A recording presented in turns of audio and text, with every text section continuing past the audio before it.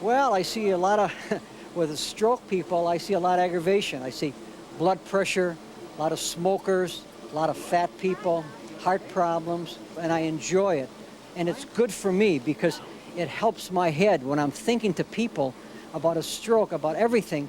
I'm pushing my head for me when I'm helping people.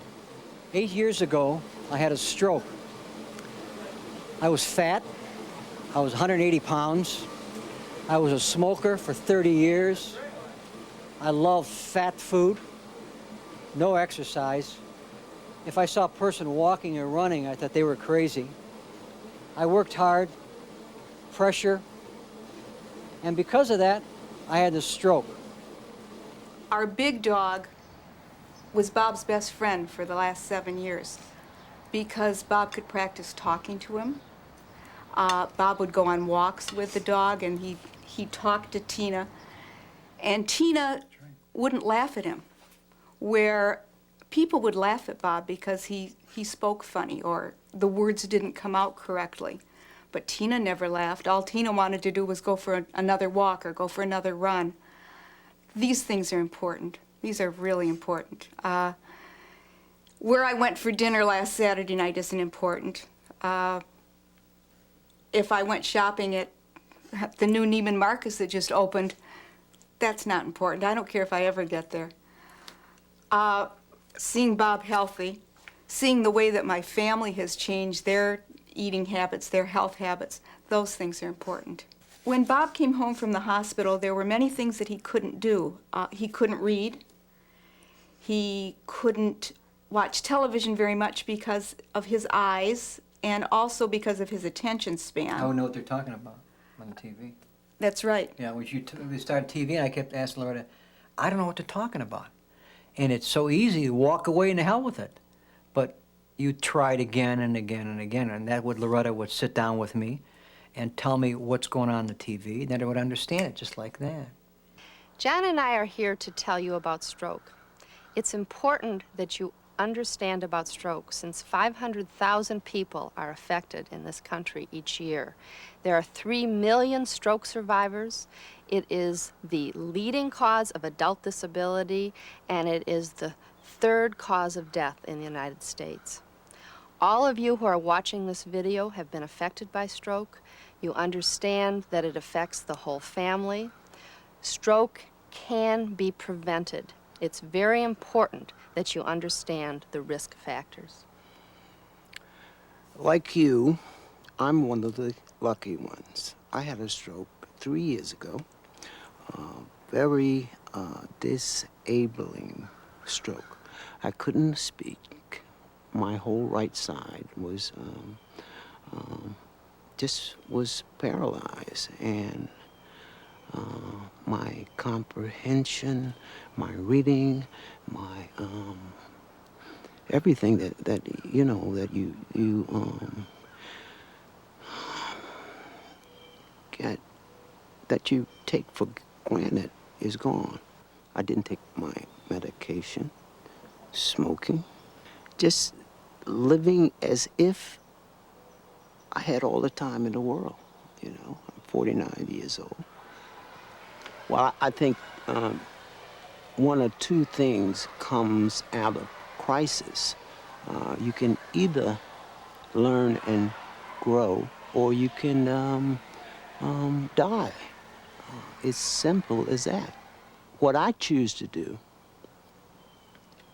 is to live. Your physicians asked you to look at this video because you've had a stroke warning sign, a TIA, or you've had a full-fledged complete stroke. In either case, you're living with the risk of having a stroke. But the most important message in this video is that most strokes can be prevented. You can do a lot to reduce your risk for stroke. It's important to know the stroke warning signs and the 9 things you can do to reduce your risk and possibly prevent a stroke. First, let me tell you what a stroke is not. A stroke is not from bad luck or a punishment from God or a mysterious something that happens in your body to paralyze you. A stroke is like a heart attack, a coronary, but it happens to your brain. Heart attacks happen because the blood supply to the heart muscle is reduced or blocked completely, therefore the heart muscle is starved for oxygen. Some strokes are caused by bleeding in the brain called a cerebral hemorrhage, but most strokes or stroke warning signs happen because the blood supply to the brain is reduced or blocked completely by a blood clot.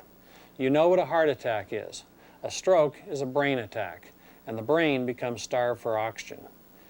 Because your brain controls everything that goes on in your body, the effects of a stroke may happen almost anywhere in your body.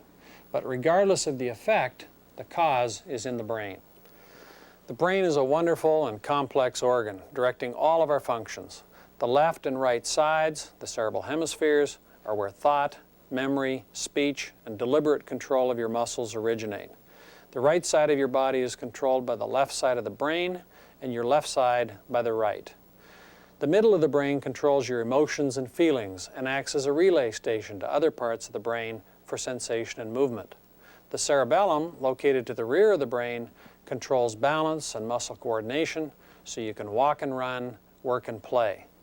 The brainstem controls your life support systems, such as breathing, heartbeat, and blood pressure. It's in the cerebral hemispheres that you receive and process information from the outside world through your 5 senses: sight, hearing, touch, taste, and smell, and enable you to communicate through speech. And it's here that you direct your movements, create new ideas, make plans, and interact with others. The brain is your body's biggest consumer of oxygen and sugar, which is carried to it by the blood. Even though the brain is only 2% of the body by weight, it consumes about 20% of your oxygen supply, which it receives through an extensive and sophisticated network of cerebral blood vessels. Let's take a closer look. The 2 carotid arteries arise from the aorta just above the heart, and 2 vertebral arteries, branching from the subclavian arteries, supply blood to the brain. As you can see, these vessels branch and rebranch to form the extensive network of cerebral arteries that provide blood to the specific parts of the brain. But the brain's huge requirement for oxygen make it highly vulnerable to interruption in supply. If the oxygen supply to a part of the brain is reduced or interrupted for a short time, you may have a stroke warning sign. For example, if blood flow to the area affecting speech or thought should be reduced or temporarily interrupted, you would have difficulty thinking or speaking.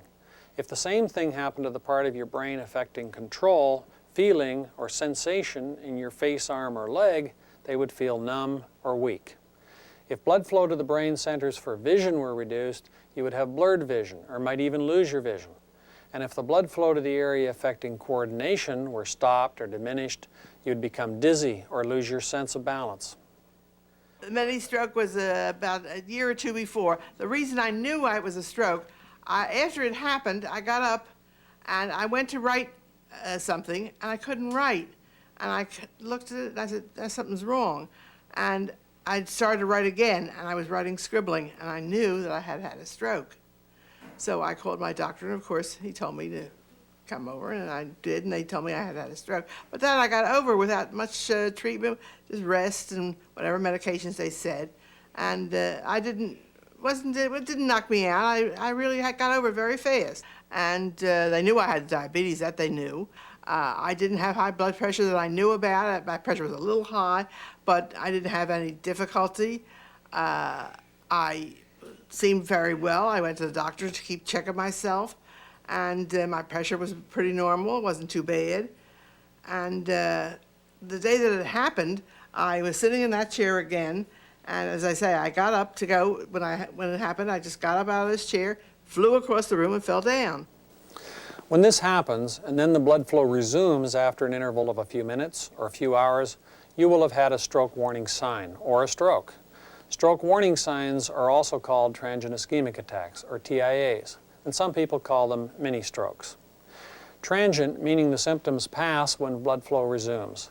Ischemic, meaning the brain tissue has been deprived of blood. And attack, meaning you've had one or more of the symptoms, which are the warning signs for stroke. Let's review the warning signs for stroke. Sudden blurred vision or loss of vision in one or both eyes. Numbness, weakness, or paralysis in your face, arm, or leg on one or both sides of the body. Sudden difficulty speaking or mental confusion. Dizziness, loss of balance, an unexplained fall or weakness. sudden severe headache, or an unusual headache. Most often, a warning TIA happens suddenly and then goes away in 3 to 5 minutes. Other times, there's more than one symptom, which may last for a few hours. In either case, the stroke symptoms can be quite severe. Oh, I was sitting at my desk studying about 8:30 in the morning, and all of a sudden I lost focus.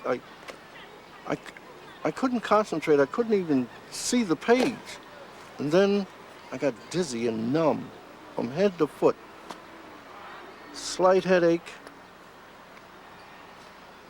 And I tried to get up, and I could not get up out of my chair. For some reason, I just couldn't keep my balance. I wanted to scream out and yell for somebody to help me, and I couldn't even speak. I felt real numb around my face. I tried to dial a phone, and my fingers just couldn't coordinate the dial tone. I ran to the door, and all I could get out was, "Please, somebody help me." And a neighbor heard me and came in and assisted me. Took me down to her apartment and called the paramedics. But if I had been home alone, I don't know what would have happened. However, the most important thing to remember about any TIA is that it is a serious warning of a full-fledged stroke. Although the symptoms pass, a TIA warning should never be ignored. But what is a stroke? As we've seen, when the blockage or reduction in blood flow is short or transient, you may not have permanent damage and you will likely return to normal. But when you have a full-fledged stroke, the blood flow is stopped for an extended period of time and the affected brain cells begin to die. The longer the blood flow is interrupted, the greater the likelihood that the damage to that part of the brain will result in some temporary or permanent impairment. Well, the first time that I thought something bad was going on was the night I had the seizure. I felt extremely tired. I had been home, and I wasn't aware that I was doing some things that wasn't for, normal for me. But she had times when she couldn't remember people's names, and she would reverse them. And then she'd turn around and have all this wonderful conversation with you, and you thought she understood everything that was going on. I think it was because my blood pressure was high, and I think it was because of cholesterol, and I think my diabetes had a lot to do with it, and the fact that I was carrying around too much weight. I was a busy person, and I did not pay attention to my body like I should have. When I saw my mother that evening, in the condition that she looked terrible. And if someone gets sick like this and you want to see them, expect not them to look pretty and in their Sunday clothes. And I thought, Mama, you're going to die. And I had that great fear. My main thing in life, I guess, is to wish for people to not have to go through what I did, even though it was a short period of time. Not to put my friends and family and my co-workers that were working with me that were concerned about me, to never have to put anybody else through that type of thing. And I know that the sensible thing to do is to eat what I'm supposed to do, take my medicine like I'm supposed to, and to share with anybody that wants to ask me about it, to tell them.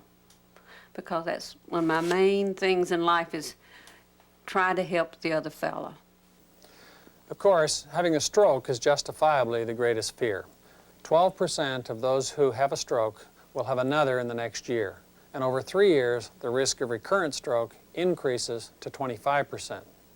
Over a 5-year period, 35% of all people who have had a TIA will have a stroke if they do nothing to modify their risk. That's why it's so important to modify your lifestyle. For example, 2 of the patients you met had TIAs, or transient ischemic attacks, temporary events. They got a warning. Their blood supply was interrupted, then returned to normal. But with the other patients, it was longer. The blood supply did not return to normal, and they lost their ability to speak and walk. You might say some patients had warnings and some had completed strokes. The fact is, they both had the same thing. The only difference was whether their blood flow was restored quickly or not. Reduction or blockage in the blood supply typically happens when an artery becomes blocked by a blood clot called a thrombus or an embolus. The thrombus forms in a cerebral artery where it becomes narrowed by a buildup of a fatty substance resulting in atherosclerotic plaque. Too much cholesterol in your blood is one of the factors that causes this buildup. High blood pressure and smoking also increase atherosclerotic plaque. Then what sometimes happens is that a blood clot forms in that narrow place, completely plugging the artery and stopping blood flow. This is called a thrombus, the formation of a blood clot at a narrow place in an artery in the brain. This causes a stroke. As I said earlier, when this same process happens in the coronary arteries supplying the heart muscle, it causes a heart attack. Another very common cause of stroke is embolism. This blockage is caused by a blood clot that forms in the heart or the neck arteries, then breaks loose and is carried through the bloodstream until the clot lodges in an artery in the brain, restricting or blocking the blood flow and causing the stroke. If the clot dissolves or breaks up quickly, you may just experience a warning sign, a TIA. We've learned several key points about thromboembolic stroke. Strokes happen in the brain, not where you experience the symptoms. Usually, only a part of the brain is affected. How serious the consequences of the stroke are depends on which part of the brain is affected and how great an area of the brain is affected. It's important to know the warning signs of stroke. Most often, a stroke is caused by a blood clot, either thrombus or embolus, that reduces or blocks the blood supply to a part of the brain, and that part of the brain is denied the oxygen it needs to keep doing its job. Now we'll look at the risk factors for stroke and show you the lifestyle changes you can make that will reduce your risk and increase your chances of preventing a stroke. There are programs and medications that will reduce your risk, but only you can swing the odds in your favor. Let's look at those risk factors and see what you can do. The main cause of strokes is hypertension. And one of the reasons for that is failure to take your medication once you've discovered that you do have hypertension. That's what happened to me. I didn't take my medication. I was on the road, neglected it for about 2 months. I would suggest strongly that if you're on any kind of medication and the doctor says, take it every day, follow his instructions, his or her instructions. I wholeheartedly recommend that. After 2 TIAs and countless dizzy spells, I said, well, the only person that can cure me is me. So I started on an exercise program of my own. Every morning when I get off work, I walk right across the bridge. That's a nice 42 minutes. At a brisk pace, that's enough exercise for the day. I learned that you've got to take care of yourself. You've got to cut down on smoking. If you smoke, don't. If you drink, if you have more than 2 drinks a day, cut it in half. I drank a little and now I've cut that, less than half. And I monitored my cholesterol, my blood pressure, my pulse rate. Make it a lifestyle because you're going to have to do it for life. And it doesn't go by age. It goes by the disease you have, high blood pressure, and you've got to work at it. If you have high blood pressure, control it. High blood pressure or hypertension multiplies your risk by 6. It can be controlled through diet, exercise, stopping smoking, and medication. If you control your high blood pressure, you'll reduce your risk of stroke. If you smoke, stop. Cigarette smoking is a major risk factor for stroke, just as it is for heart disease, cancer, and other diseases. If you smoke, you double your chances of having a stroke. If you drink more than 2 alcoholic beverages a day, reduce your intake. Drinking more than 2 alcoholic drinks a day increases your risk by 3 times. If you don't get much exercise, start exercising as recommended by your doctor. You can exercise effectively by taking a long walk, that is over 20 minutes, 4 times a week. There are lots of things you can do without joining a gym. Talk them over with your doctor. if you really want to reduce your risk, then you have to change your lifestyle. By changing your lifestyle, you have to start eating correctly. That's giving up red meat, giving up fatty foods, fried foods. And there are many cookbooks out there that will give you all kinds of tips to start cooking healthy. When you're a fat person, you're in trouble. And a smoker and things like that. You can change it. I know it's hard. After the first time is hard, and after, it's going to be easy and easy. Before Bob got sick, he weighed 180 pounds. It's a lot of weight for someone can you your imagine? size. We look at some pictures every once in a while. We start laughing about them. Because I show people that I'm 130 pounds now, and they can't believe it. So I show pictures with a big fat stomach, and that was me. And it was so hard walking. Everything was hard. It was so difficult. And my doctor was very upset. My cholesterol was like 200. He says, "You're going to kill yourself." And I started the walking and running and exercise with it. I liked the clothes again. I looked at myself. I said, "Boy, I look really good." And people were saying, "Boy, you're getting younger all the time." I says, "It's not. I'm the same type of person." Eat properly, low salt, low fat, and low cholesterol. If you're overweight, have diabetes, high blood pressure, or heart disease, eating a proper diet will definitely reduce your risk. If you're overweight, lose weight. We know that excess fat and sugar in your diet, in combination with lack of exercise, contributes to diabetes, high cholesterol, and heart disease. So set an ideal weight target with your doctor and get to that weight. And I came home, and then I really realized I was really going to have to change. So I did. I don't have any fat in my house. I cook with corn oil. I don't eat eggs because of the cholesterol. I wear different shoes because it makes it easier to walk. I eat brown bread. I'm very careful about my medicine. I put my medicine all together, and it's every morning when I take my medicine, I turn the thing upside down to be sure that I have got the right dosage. I'm thankful every day that you worked so hard and you had a lot of determination. And that's what it takes, doesn't it? Well, I didn't think it was determination. I just thought of it as something that I wanted to do and had to do, and I was the only one that could do it. And you have to watch your cholesterol. You need to read your labels. You have to watch your high blood pressure. And I even take my own blood pressure. And you have to watch your diabetes. And it's not hard to do. It's something that you can do. It's something that will come naturally if you tell yourself and you convince yourself that, hey, I am going to be better. If you have high cholesterol, bring it down to normal. High cholesterol increases your stroke risk from 2 to 6 times. You can bring it down by diet, exercise, and medication. If you have diabetes, follow your doctor's instructions to control it.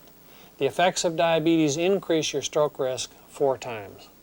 If you eat properly and take your medications and exercise, your diabetes will probably stay under control and you'll reduce your stroke risk. Take your medicine exactly as prescribed by your doctor. Your medications can't help you if they're in a bottle. You must take medicine exactly as prescribed.